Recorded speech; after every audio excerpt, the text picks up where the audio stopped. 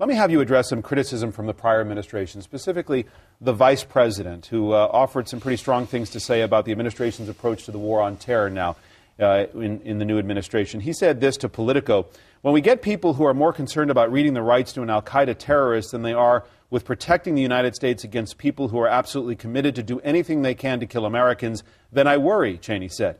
He said he worried that instead of sitting down and carefully evaluating the policies, Obama officials are unwisely following campaign rhetoric and preparing to release terrorism suspects or afford them legal protections granted to more conventional defendants in crime cases. The choice, he alleged, reflects a naive mindset among the new team in Washington. The United States needs to be not so much loved as it needs to be respected. Sometimes that requires us to take actions that generate controversy.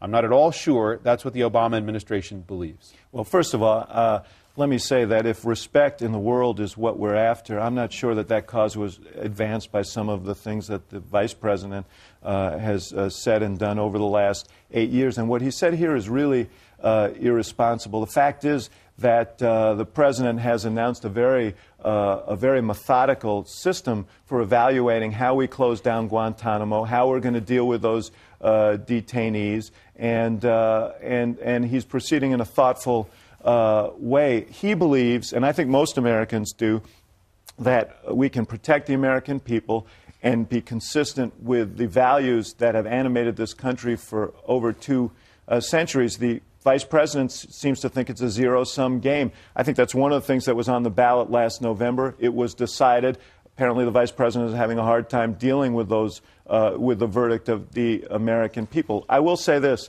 President Bush could not have been more generous in the transition in every conceivable way.